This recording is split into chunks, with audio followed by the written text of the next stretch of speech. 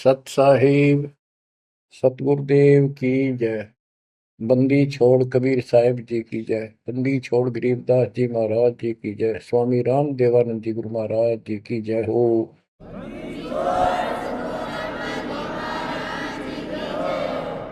सर्व संतों की जय, सर्व भक्तों की जय, धर्मी पुरुषों की जय। श्री काशी धाम की जय, श्री सुडानी धाम की जय, श्री क्रोथा धाम की जय, श्री बरवाड़ा धाम की जय। सत साहिब परम पिता परमात्मा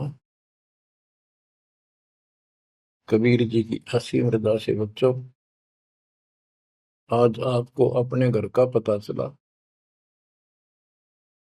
ये अरहट वाले कुएं में, ये अरहट का कुआ लोई या गलबंदा है सब कोई, कीड़ी कुंज पर अवतारा, हर हट डोरी बंधे कई बारा। इस हर हट जैसे कुएं में बहुत बार चक्कर काट चुके हो। अब इस झंझट से छूटने का समय आ गया। आप किसी से पूछ लो, कोई भी मरना नहीं चाहता, पर सबको पता यहां रह भी कोई नहीं गा। यह समस्या क्यों है? ये इसलिए है कि अब मृत्यु अच्छी चीज नहीं। सबसे घटिया ये है। फिर वृद्धावस्था, जब तक जवान रहता है रोजी रोटी के चक्कर में उलझा रहे, बस की बात नहीं। यहाँ की व्यवस्था ऐसी है, छोटे छोटे बच्चे होंगे, उनके पालने के लिए मर मिटता इंसान, और करना पड़े। देखे जहां भूखे बैठे, तो ये मजबूरी है अपनी।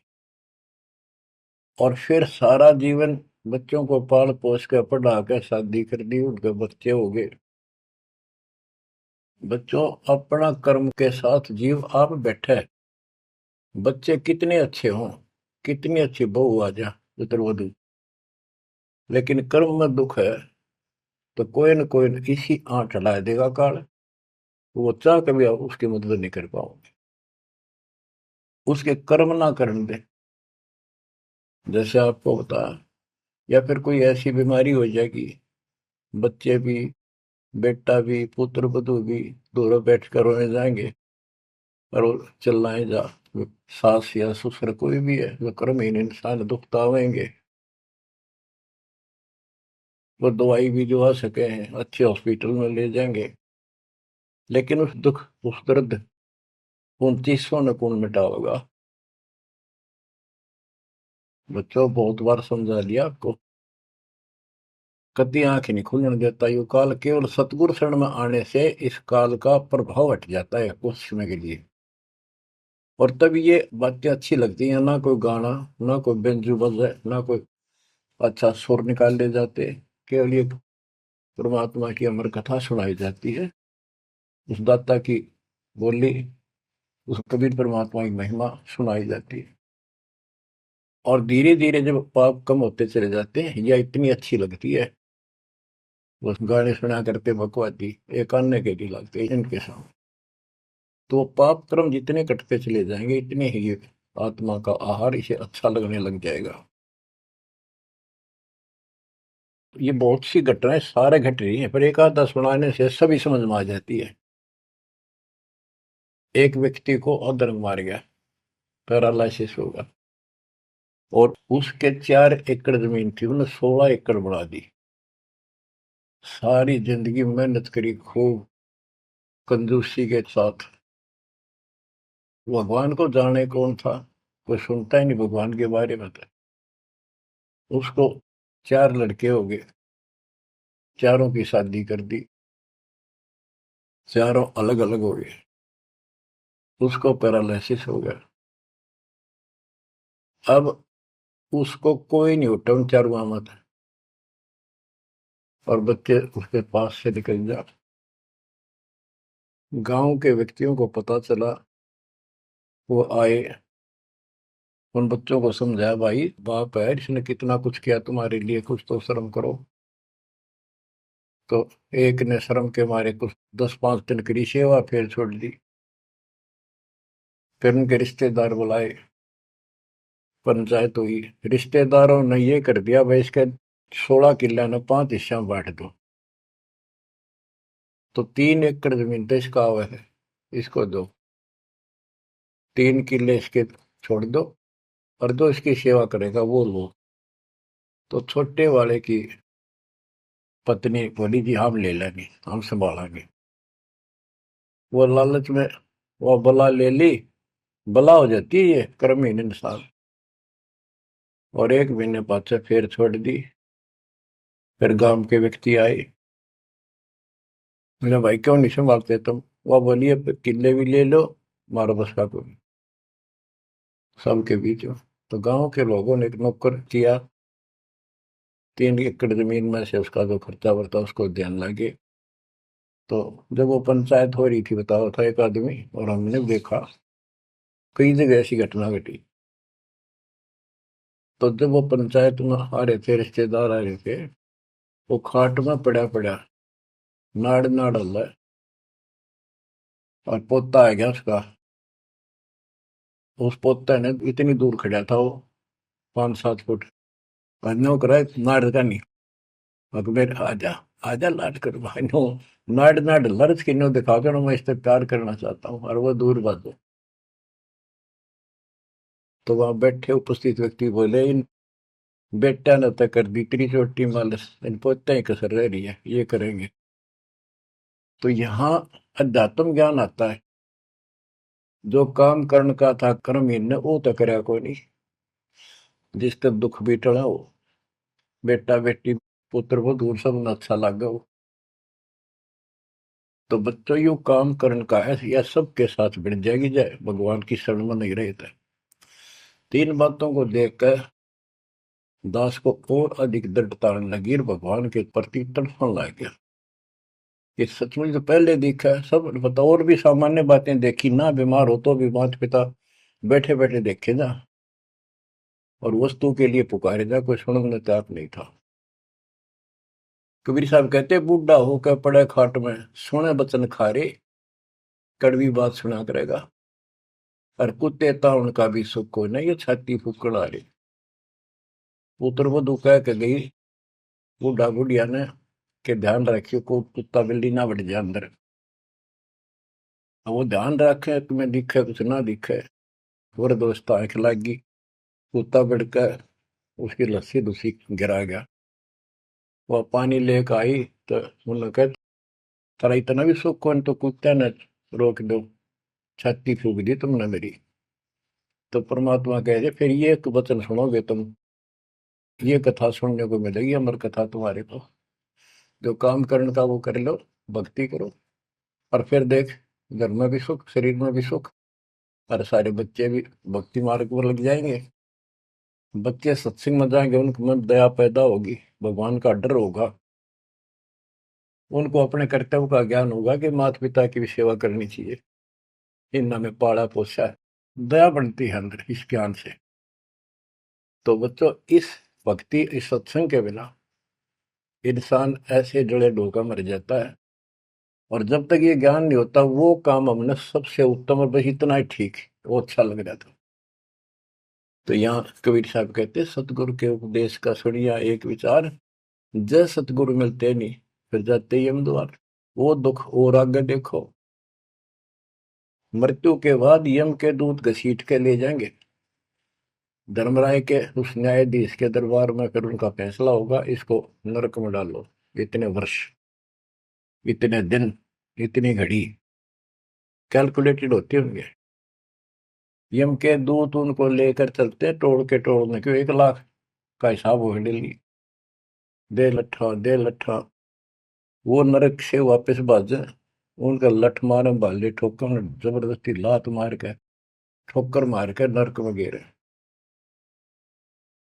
कहते नरक द्वार में दूत सफर करते क्या चातान, उन तक कबू ना छूटता करता चारों खानी। नरक भोग का फिर 4 खानी में भरमता, कुत्ते गधे शोर बनता, और कभी ना लगता पार, सो फेरा सब मिट गया मेरे सतगुरु के उपकार। बच्चों समझ लो इन बातों को और देखो मालिक की दया। ये बातें कदे हमने दादे परदादा पर भी ना सुनी, माता पिता से नहीं सुनी। उसकी दया विधाता की। और आज ये अच्छी लगे और बात एक भी अच्छी नहीं लगती। वो तो बेतुकी बातें हैं। थोड़ी देर बातें करनी पड़ती है इधर उधर की। 2 मिनट बाद में सोचा ही या तो जा अपना परमात्मा ने याद करे। तो यह लगन अलग से लगेगी, इस सत्संग से लगेगी। और भक्ति स्वर्ण दान करोगे या सेवा, ये सारे मिलकर आपको निर्मल करेंगे। आपको हर तरह से शक्ति आत्मा को मिलेगी। भोजन खाते हैं तो उसमें सभी प्रोटीन सब प्रकार के खाने होते हैं, तभी स्वस्थ शरीर रहता है। इस प्रकार हमने सेवा भी जिसी बने, सुमरण भी, दान भी, ये करना पड़ेगा। और मर्यादा का निर्वाह परहेज भी रखने पड़ेंगे, तभी आत्मा स्वस्थ होगी, मोक्ष प्राप्ति योग्य होगी। बच्चों, धन है आपके माता पिता जिनसे जन्म हुआ।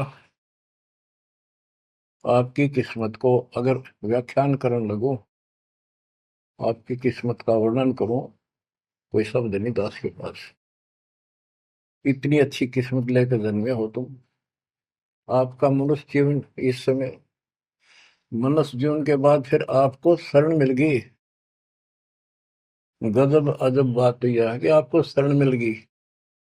आप देखो, नाम लेने तो पहले आप किस स्थिति में थे, क्या करा करते, सारा दिन कोहरे डले डोला करते।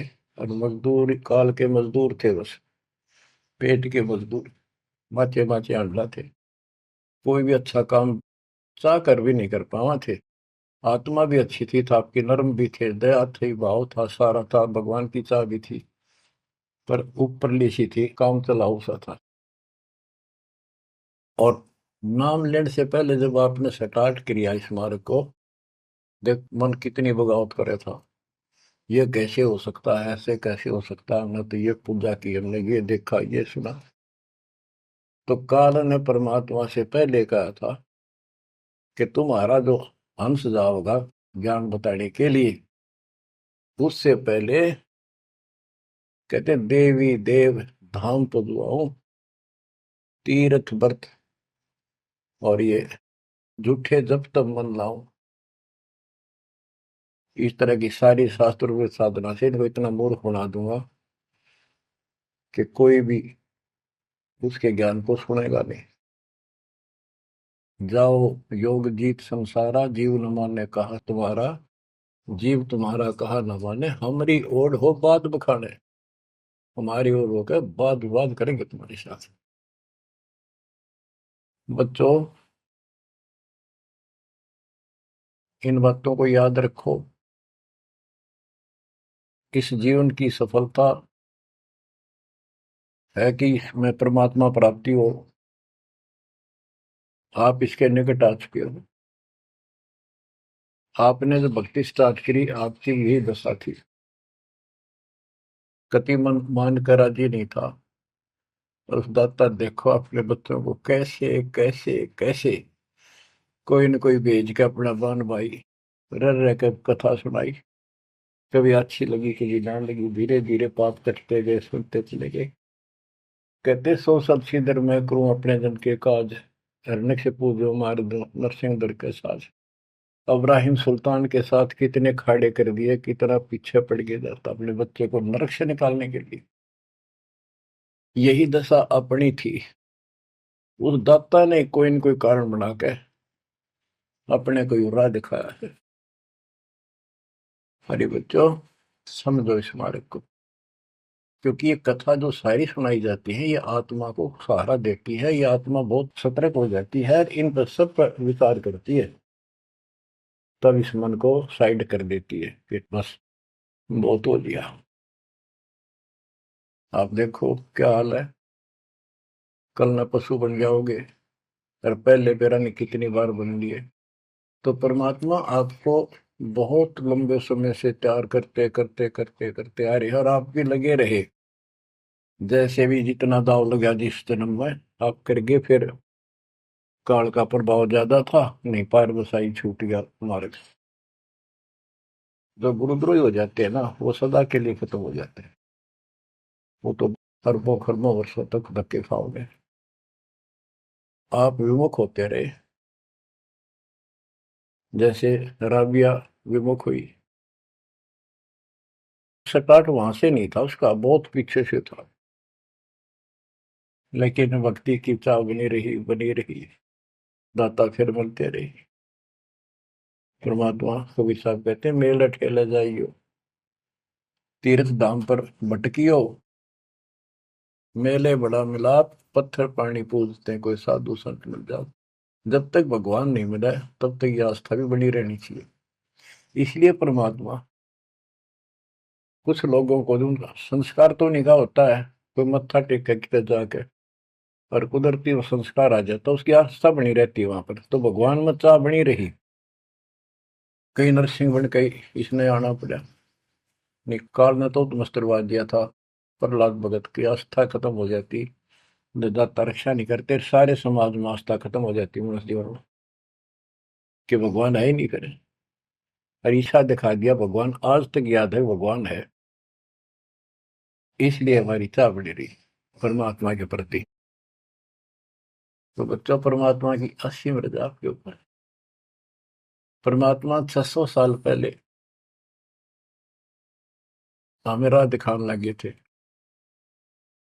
और उसी समय से आज तक बीच में अपने संत गरीबदास जी को बीच में मिले, इस भक्ति को फिर से जीवित करके, इस अध्यात्म ज्ञान को फिर से कभी खम्भ रूप के इनके माध्यम ये यथार्थ ज्ञान देख। और 300 साल से ये अमर ग्रंथ यहाँ पढ़ा करते थे गरीबदासी, गरीबदास के 12वें पंथ वाले। मेरे गुरुदेव के अतिरिक्त किसी के पल्ला नहीं पड़ा। उन्होंने दास को दिया ये खजाना, उसके बाद गहनता से इसका अध्ययन किया, आशीर्वाद उनका रहा। आज ये खजाना खोल दिया, गुरुदेव का आशीर्वाद, कबीर साहब का वचन, 5505 कलयुग बीत चुका, तो ये खेल तो होना ही था। और या गंगा आएगी, मोक्ष करने वाली असली गंगा ये है सत्संग। इसमें जो स्नान करेंगे, सत्संग सुनेंगे, मोक्ष तो इन आत्माओं का होगा। अब्राहिम सुल्तान को कैसे निकाला, उसके कोरडे तक खाए मालिक ने अपने बच्चे के, बता के लागत था, क्या नाता था उससे। अब यहां विचार कर लो, उसका हमारे से क्या नाता है, कितना गहन नाता है। वो हमारा पिता है, वही हमारी माँ है। उस परमात्मा में हमारे प्रति माँ और पिता दोनों का मोह है, कितना जबरदस्त हो सकता है वो देखो। तुम अपनी गलती से फंस गए, पर वो बैठा उस पर भी नहीं जाता खाली, कि कुछ तो निकालो काल के जाल से। आप आंख खोलो, इस मार्ग को दृढ़ता से ग्रहण करो, बच्चों वाली बातें छोड़ दो। सारा संसार एक तरफ हो जाए, आपने एक तरफ होना पड़ेगा। जैसे मीराबाई को कहा उसकी माँ ने, सत्संग में जाना मीरा छोड़ दे, आए मारी लोग कर तकरार, सत्संग में जाना मीरा छोड़ दे, सत्संग में जाना मेरा ना छूटे री, सत्संग में जाना मेरा ना छूटे री, तारी चाहे जड़ कमरो संसार, सत्संग में जाना मेरा ना छूटे। इस दशा में, इस स्थिति में आपको आना पड़ेगा। ये संसार साथ नहीं जाएगा, ये संसारिक व्यवहार आपका कति काम नहीं आऊगा। ठीक है, बेशर्म होना भी नहीं, जितना हम समाज में सहयोग कर सकते हैं उस तरफ में रहना पड़ेगा। प्यार दें सबको, नमस्कार करें, बड़े छोटे की कदर करें, अच्छा व्यवहार करें, हेल्प करें, लेकिन जहां अपने भक्ति में बाधा हो उसका नमस्कार करें, हाथ जोड़ लें दूर से। बच्चों, गरीबदास जी ने बताया है, गोरख से ज्ञानी गणे और सुखदेव दती जिहान, सीता सी गो भारिया संत दूर स्थान। पुण्यात्मो, आपको अध्यात्म सिलेबस, ये अध्यात्म का पाठ्यक्रम पढ़ाया जा रहा है, दास टीचर है, और इसको बार बार रटवाऊंगा, बार बार समझाऊंगा, क्योंकि टीचर सारा साल उस सिलेबस को रह रह कर रिपीट करवाया करे, तब बच्चों के आत्मा में, उसके मन में, बुद्धि में वो सेट होता है। तो बच्चों, आपको ये सिलेबस दास बार बार रिपीट कराएगा, और ध्यान से उत्सुकता से सुनते रहना। परमात्मा के ज्ञान को, सत्संग को सुनो, जब कति एकाग्र चित्त से सुनो। गरीब गोरख से ज्ञानी घने, सुख देव जति जिहान, सीता सी बहु भारिया संत दूर स्थान। अब आपको अमर ग्रंथ की अमर वाणी का कुछ अंश सुनाऊंगा। जैसे दास की बुद्धि काम करेगी, इसको सरल भी बनाऊंगा।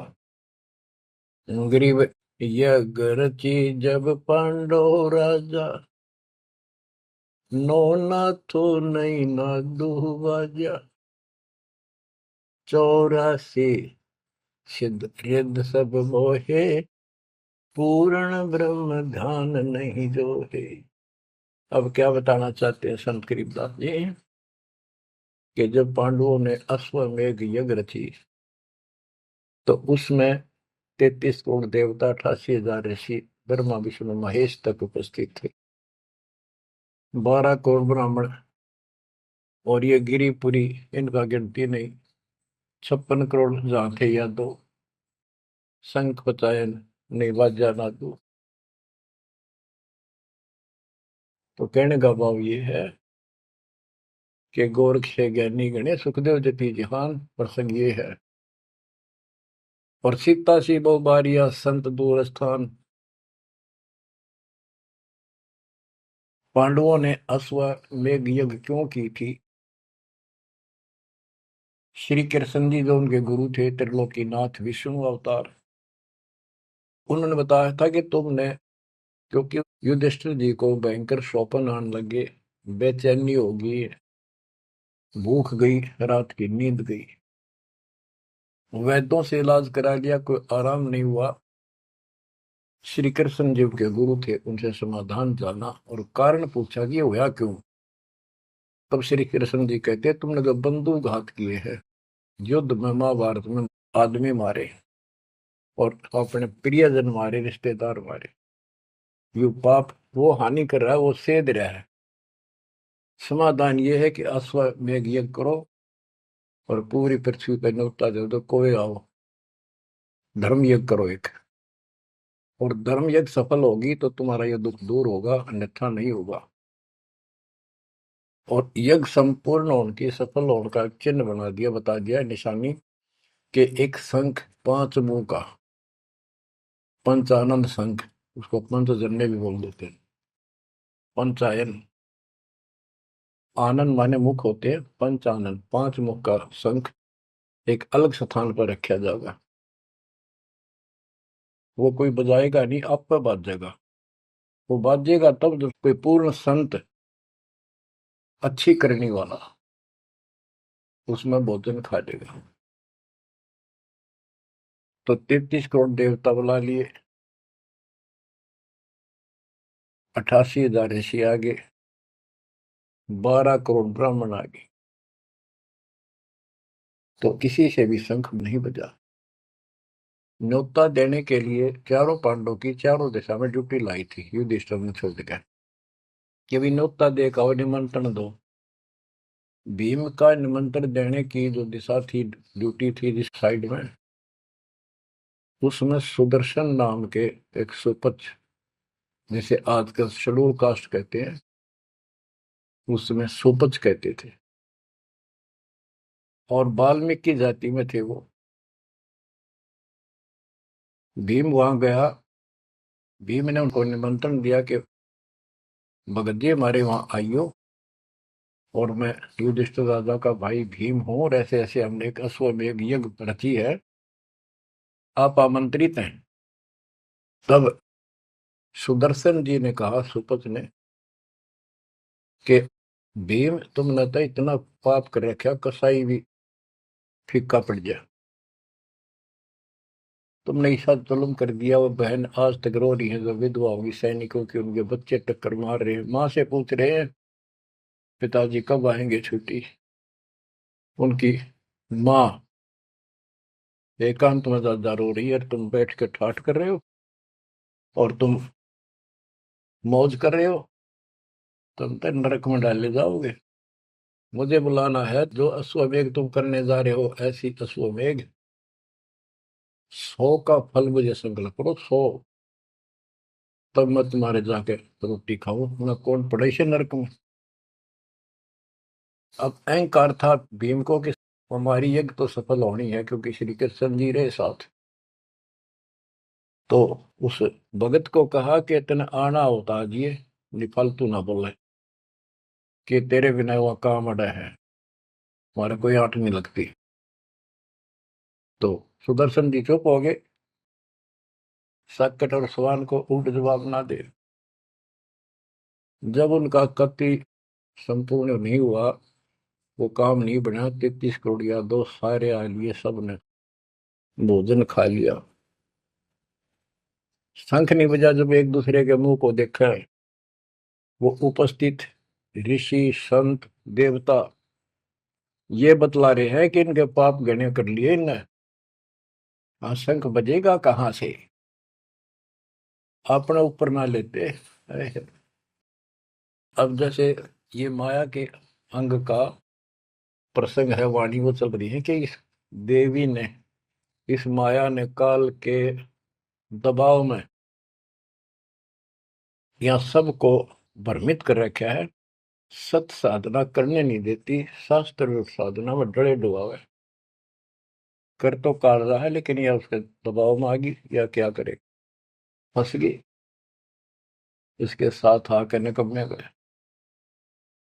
तो बच्चों, तब युधिष्ठिर बोला, महाराज हमारे पाप गिने हैं भगवान, ये तो कभी नहीं बात जाए। तो मन पता है क्या हाल हो रहा है, वो मेरे स्वप्न में भी दिखाई देते, वो बच्चे रोते हुए, उनकी विधवा रोती हुई टक्कर मार रही है। कृष्ण जी बोला, भाई इस शंख न बजाने वाला आया को नहीं।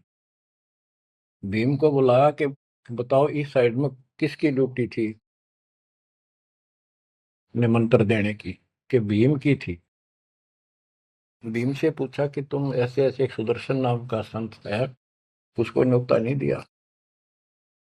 वो बोला, जी निमंत्रण दिया था, पर वो तो कुबोल आदमी है, ये बातें बोली है कि तुम पापी हो, अपराधी हो, वो तो गलत बोला। कृष्ण जी बोले, आपने क्या कहा। भीम बोला, मैंने कह दिया तो नाना होता जी, आपने ना तो मत आइए। श्री कृष्ण जी बोले, सारा काम खराब कर दिया, साधु संतों से ऐसे नहीं बोलना चाहिए, वो जो कहते हैं उसमें कोई दम होगा बात में। तुम तो सारा काम बिगाड़ दिया, अब बता क्या करेगा। इतना पैसा लग गया, बात वही की वही, ओडे मुंह हो गया भीम का, कह तो माँ चिरा था, तक के दिफा था। श्री कृष्ण जी बोले, बैठ साले, रथ तैयार करो। उस दौरान जब यह घटना घटी, उसमें परमात्मा करुणा में नाम से प्रकट थे कबीर साहब, और सुदर्शन उस करुणा में परमात्मा के बच्चे थे, शिष्य थे। सुदर्शन जी ने अपने गुरुदेव को जाके बताया कि महाराज ऐसे ऐसे वो भीम आया था, और मैंने उसको बोल दिया भाई ऐसे ऐसे कर। परमात्मा बोले, भाई वो यज्ञ तो उनकी पूरी हो को ना, उन तो वो सारे माया के पुजारी बैठे हैं, वह फिर आओगे, तू खिसक जाए यहाँ पे। सुदर्शन जी तो निकाल दिए, परमात्मा सुदर्शन रूप बनाकर बैठ गए। पांचों पांडव छठे कृष्ण जी गए, 1 योजन 12 किलोमीटर दूर रथ से उतर लिए और पैदल चल पड़े। जाके श्री कृष्ण जी ने दंडवत प्रणाम किया तो पांडव तापा मरे पड़े थे, पांचवा ने उन्होंने किया। तब सुदर्शन जी बोले, एक सुदर्शन जी कहूंगा मैं, क्योंकि ये फिल्म है, फिल्म में जो रोल जो करता है वही बोला जाता है। सुदर्शन जी ने कहा, आओ त्रिलोकीनाथ, कैसे आना हो गया। श्री कृष्ण जी बोले, हे सृजनहार, हे सारी सृष्टि के रचनहार, आप जानी जान हो, ये पांडव हैं और ऐसे ऐसे नहीं, अश्वमेध यज्ञ की है वो, आपके बिना संपूर्ण नहीं हो सकती। आप दया करो और भीम की गलती को माफ करो। सुदर्शन जी बोले, भाई मैंने जो शर्त रखी थी वह पूरी कर दो। भीम ने पूछ लो क्या शर्त थी मेरी, वो जी पता हमारे को। तो श्री कृष्ण जी ने कहा कि संत मरण को ऊंचा लियो, तज माया अभिमान, जो जो कदम आगे रखे, सो सो यज्ञ समान। ये देख लो, किसी में इतना भी अहंकार नहीं है। आज ये कति टूटे पड़े हैं, सारा खर्च हो लिया पैसा, बात वही खड़ी है। और वहां से लेकर यहाँ तक हम आए हैं, जितने हमारे कदम बढ़ते हैं वो सौ यज्ञ समान, वो एक कदम एक यज्ञ के समान है। अपनी सौ रख लो, बाकी हमारी जोड़ी में डाल दो, हमारा भी कल्याण हो। यानी आदिन्य का भाव संत के सामने होना चाहिए। संत के साथ भगवान होता है, भगवान को अहंकार कति पसंद नहीं। तब साधु भूखा भाव का, धन का भूखा ना, ना किसी में माँ का भूखा।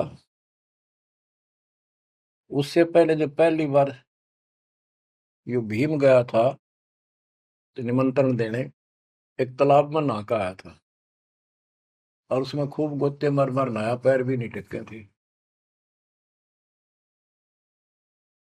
सुदर्शन जी बोले कि भीम, यह मेरी माला तार के दिए खुट्टी पर था। भीम चला, खुट्टी पर तो माला सुमरनी तारन लग गया। उस पर उतरी नहीं, टस से मस नहीं हुई, पसीने आ गए। जब सुदर्शन जी बोले, भीम उधर बड़ी डींग मारा था कि युद्ध न्यों नहीं जीता जाता, एक का मारू था 10 मरे थे। अरे माला ना उठी तेरे थे, छोड़ के आ गया, दूर खड़ा हो गया। और कोई दिखाना भी जरूरी था कि कुछ है इसके पल्ले, ना तो उनके मन में फिर दूसरा देता। ऐसे हाथ किया परमात्मा ने, वाला अपने आप उठ के उनके हाथ में आ गई। धर्मदास या घना अंधेरा, बिन परचा जीव जम का चेहरा। अगर थोड़ा बहुत ना दिखाऊं अपनी शक्ति तो काल का बंधेरा है, मेरी तरफ आवे को नहीं। उस दिन तो बड़ी बात बोल रहा था भीम, और सुन ले, तेरे जैसे पहलवान बहुत होगा जाएंगे। जिसमें तू उस दिन स्नान करके आया था ना, वह खोपड़ी थी उस कुंभकर्ण की। खोपड़ी, ये सर का ऊपर ऊपर का कटोरा, जिसमें तेरे पाँव भी ना टेके, ऐसे ऐसे होकर जानिए बकवादी। भक्ति बिना बात नहीं बने बच्चों। तो जब परमात्मा यानी सुदर्शन जी रथ में बैठ कर उनके साथ वहां पहुंचे, द्रौपदी ने देखा कि कौन सा है संत, पता चला यू एक केला यू है होगा। तो तभी उसके मत्था ठन गया कि इससे क्या होता, ये इतने ऋषि में ऋषि बैठे तपस्वी फलाना। फिर श्री कृष्ण जी ने कहा, द्रौपदी बढ़िया भोजन तैयार कर, संत खाना खाओगा तारा काम बनेगा। तो द्रौपदी ने सोचा, बढ़िया भोजन बनाऊं, कई प्रकार के पकवान बनाकर थाली में नारी नारी कटोरिया में रख कर दिए। पर सुदर्शन जी जो है वह 5 ग्रास खाते थे। वो अपने मनमुखी होते, पर रोल उसी का करना था परमात्मा। ये कुछ भी करते रहो, भक्ति ठीक करो बस। तो उन सब में से थोड़ा थोड़ा मिला के इकट्ठा कर लिया, खिचड़ी ही बना ली, कति रला दिए कि सारे पकवान वहां मिल जाए और सबका भोग लग गया। द्रौपदी मन में सोच रही थी, मैंने 1 घंटे तक आंख पड़वाई दूं मैं और इतने बड़ी आइटम बढ़ाए। अक्संत खाओगा और उंगली चाटेगा और सरा होगा किसने बनाई है सब्जी रोटी। और इसने कुछ करना आता ना और ना शूद्र का शूद्र, ये कहाँ के शंख बजाएगा ये। अब परमात्मा ने यानी सुदर्शन जी ने 5 ग्रास खाए, 5 बार शंख बोला। वो युधिष्ठिर जी बड़े खुश हुए, कृष्ण जी से कह रहे आपने बड़ी दया करी, बड़े महापुरुष खोज के लाए, हमारा तो काम बन गया। कृष्ण जी बोले नहीं बना, ये तो शंख कंटिन्यू बजना चाहिए था अखंड, और काफी देर तक स्वर्ग तक सारी पृथ्वी पे इसकी आवाज जाएगी, धीमी धीमी मीठी मीठी प्यारी प्यारी, तब सफल होगी। युधिष्ठिर बोले हे भगवान अब कौन रह गया, किसको लाओगे। बोला भाई इस वाल्मीकि के बाल सब ना ही 3 लोग, ये के वाल्मीकि दिखे तुमने, इसके एक बाल के समान भी 3 लोग नहीं है, इतनी ताकत है इसमें, इतनी भक्ति की शक्ति है। अपने घर में कमी है वह खोजते। द्रौपदी बुलाई, द्रौपदी से कहा कि बहन साची बता, तेरे कोई दोष आया इस महापुरुष के प्रति। तो उसने सारी बता दी जी ऐसे ऐसे मेरे मन में दोष आया। द्रौपदी शुक्र मना तेरे घर पर टूक तोड़ ली इसने आकर, खाना खा लिया। अपने घर सब 2 रोटी खाकर सोते हैं, कोई भूखा नहीं सोता, भगवान सब न दी है। इस तरह का अहंकार करने से काम नहीं बनते। इसके चरण धोकर पियोगी ने, जब तेरे अंतःकरण का पाप भी दूर होगा और कुछ राहत भी तब मिलेगी। अमृता क्या नहीं करता। द्रौपदी लाई बढ़िया सी थाली परात उठाकर चांदी की, और उसमें लोटा लेकर संत के चरण धोए, गाल के कटोरे में पीण लगी। कृष्ण जी बोले बहना था मुझे भी देना, इसे महापुरुष का चरणामृत कद कद मिला है। तो आधा द्रौपदी ने पिया, आधा श्री कृष्ण जी ने। और फिर वो देखो अखंड बाजा वो ऐसे ढंग से बजाए तो धीरे धीरे धीरे धीरे सुर बढ़ता चलेगा, स्वर्ग तक पूरी पृथ्वी पर आवाज गई, कण कण में सुनाई दिया। और जो पेड़ थे पौधे पूरे के पूरे बसंत की तरह फूल आगे और खिल गए, इतना सुंदर मौसम होगा सुहावना। गोरख से ज्ञानी गणे और सुख दे जति जिहान, सीता सी वो भारिया संत दूर स्थान। संत को ऊपर दिखावे से ज्यादा मीठी मीठी लंबी चौड़ी कथा सुनाने से, अटपट करके प्रवचन करने से पहचाना नहीं जा सकता। तो बच्चों न जीव की सी बुद्धि है को पहचान ले, पहचान लिए होते तक कबीर भगवान आए न थे, संत गरीबदास जी आ रहे कहने गए। अब बच्चों आपको थोड़ी सी अमृत वाणी सुनाता हूँ। ग्रीव फिर पांडवों की यज्ञ में शंख पंचायन टेरे, 12 कोटि पंडित जहां पड़ी सबन की मेरे। यज्ञ रची जब पांडव राजा, नौ नाथों ने नादू बाजा। उस यज्ञ में 9 नाथ, 84 सिद्ध, 33 करोड़ देवता, 88,000 ऋषि, 12 करोड़ ब्राह्मण और 56 करोड़ यादव जो श्री कृष्ण के वंशज थे, जो पांडवों के रिश्तेदार थे। क्योंकि श्री कृष्ण जी की बहन सुभद्रा अर्जुन के ब्याही थी। या क्या कहते हैं, यज्ञ रची जब पांडव राजा, नो नाथों ने नादू बाजा। 84 सिद्ध रिधि सब मोहे, पूर्ण ब्रह्म ध्यान नहीं जो है। अब माया के उनकी वाणी पर देखो छिए, इन्होंने बताया है कि 84 सिद्ध 9 नाथ ये रिद्धि सिद्धि में उलझा रखे थे। 84 सिद्ध रिद्धि सब मोहे, इन्होंने पूर्ण ब्रह्म ध्यान नहीं जो है, पूर्ण परमात्मा की भक्ति नहीं करी। कोटि 33 यज्ञ के माही, सुर नर मुनि जन गिनती नाही। 56 कोटि जहां थे यादो हो, जिनसे नाही बाजा नादू हो। कोटिक वक्ता वेद उचारी, ना बयम संपूर्ण सारी। सठ दर्शन की गिनती नाही, अनाथ जीव जी में बो माही। ओहो, सठ दर्शन ये गिरिपुरी कहती है बहुत गड़े आए हुए थे, और अनाथ जीव भी बहुत गड़े आए। शोर नर मुनिजन तपा सन्यासी, दंडी वृत्त बहुत उदासी। कामधेनु कल्प वृक्ष ही लाए, तीन लोक के सुर नर आए। पांचों पांडवों कृष्ण शरीरा, जिनसे यज्ञ बही निधीरा। होय होय। पांचों पांडव और श्री कृष्ण जी वही खाना खा चुके थे, उनसे यज्ञ बही नहीं थीरा, उनसे यज्ञ नहीं हुई पूरी। एक बाल्मीक नीचे कुल साधु, जिन शंख पचायन पूरे नादु। और गनो माया के पूता, ब्रह्म जोगनी सब ही दूता। ओहो, कहते हैं एक बाल्मीक नीचे कुल साधु, जिन शंख पचायन पूरे नादु। ये और गनो माया के पूता, ये और तब माया के भ्रमित है, माया सिद्धि प्राप्त करके लोगों को प्रदर्शन करना, ये भी माया जाल। या महिमा पागी न इनमें खेल ले गए खिलौने से, या माया ये देवी ने उलझा रखे काल के दबाव।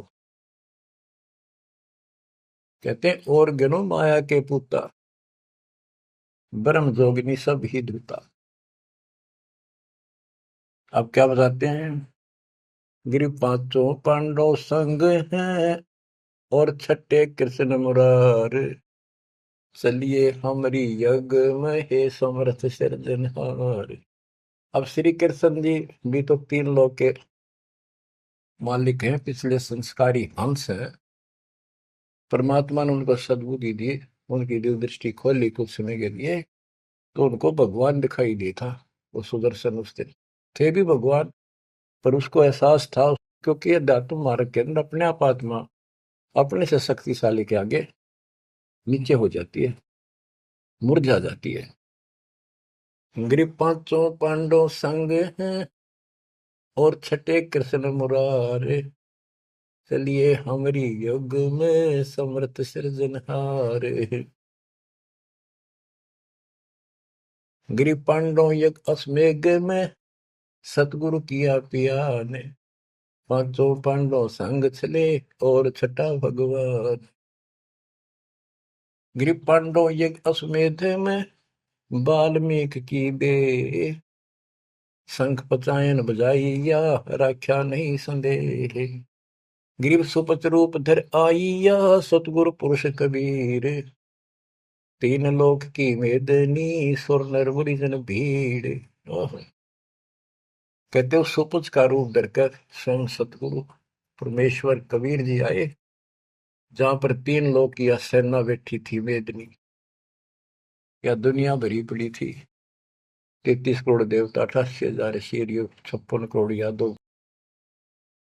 33 कोटि यज्ञ में आए, 688 सारे। 12 कोटि वेद के वक्ता, सुपच का शंख बजा रे।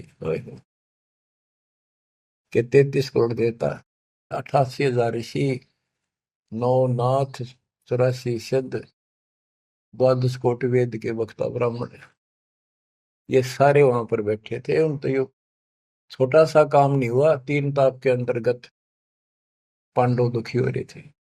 तुम कौन राम का जपते जापम, ताते कटे ना तीनों ताप। तो बच्चों, परमात्मा की आपके ऊपर असीम रजा है, आपको पूर्ण परमात्मा की भक्ति मिली, पूरा सतगुरु मिला, आपको मोक्ष दे दाता सच्चाई।